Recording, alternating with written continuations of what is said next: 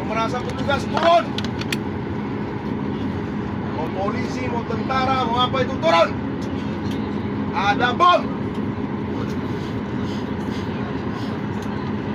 Gak nyaman turun. Ini punya kita, soalnya pesawatnya biar tahu kan. Ya. Saya mau kencing.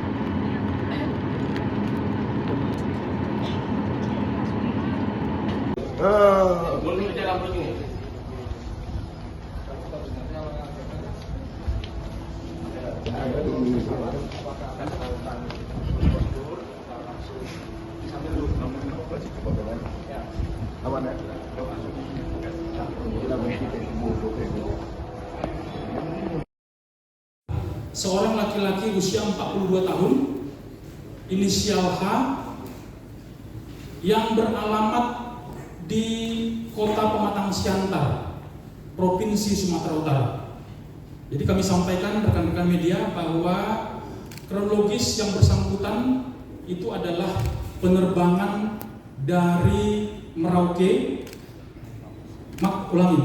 kemudian transit di Makassar, kemudian transit di Jakarta, dan kemudian disitulah peristiwa pidana tersebut terjadi.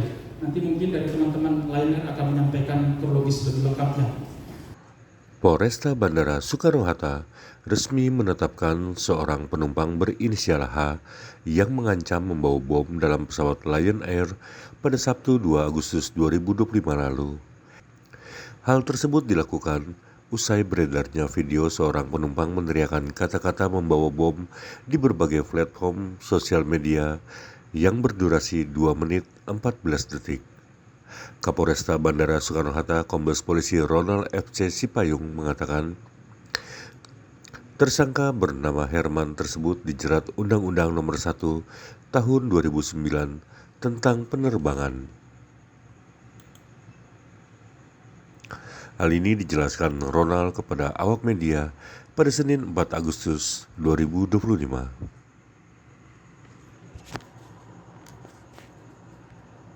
Ya, jadi rekan-rekan media, hari ini kita melaksanakan rilis dalam rangka menyampaikan perkembangan penanganan kasus terkait dengan ada salah satu penumpang yang membuat ancaman bom dalam penerbangan Lion dari Cengkareng menuju Kuala Namu.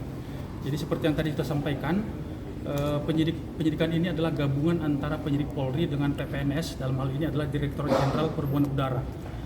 Langkah-langkah yang sudah kita lakukan adalah ada 8 orang saksi yang sudah kita lakukan pemeriksaan, kemudian kita juga menyita CCTV dan juga menyita rekaman video yang banyak beredar di masyarakat serta menyita barang bukti yang seperti tadi saya sampaikan.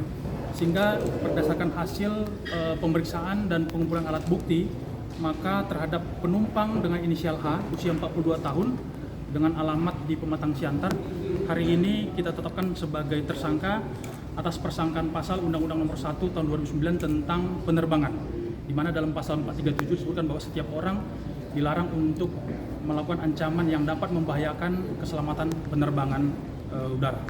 Motifnya sendiri Pak? Dia tuh apa ya Pak? Terus apakah dia dalam pengaruh narkoba atau minuman keras begitu? Ya, terhadap yang bersangkutan sudah kita lakukan pengecekan atau pemeriksaan urin. Hasil pemeriksaan urin negatif terhadap zat-zat yang berbahaya. Kemudian dari pemeriksaan alkohol juga negatif.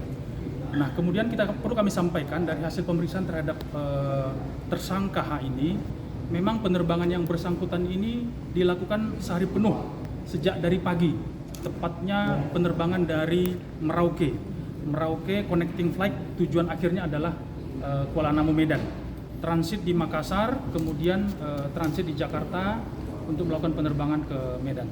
Jadi perlu kami sampaikan pada rekan-rekan, hari ini juga kita mengundang orang tua yang bersangkutan. Jadi hari ini orang tua yang bersangkutan sudah datang dari Medan.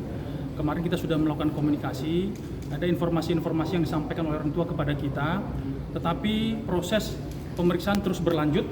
Kita juga nanti akan melakukan pemeriksaan lanjutan terhadap yang bersangkutan.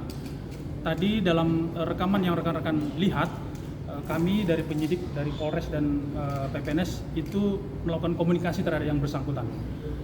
Kita melihat bahwa emosi yang bersangkutan ini tidak stabil ya.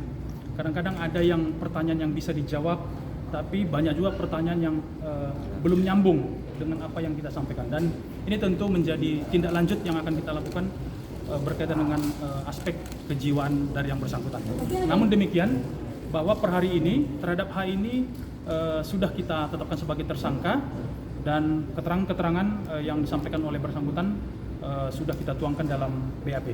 Apakah mungkin ada sehat ya Pak untuk gangguan psikologi? Apakah mungkin ada perubahan dari pasal sendiri Pak kalau misalnya dia ada gangguan kejiwaan dan sebagainya?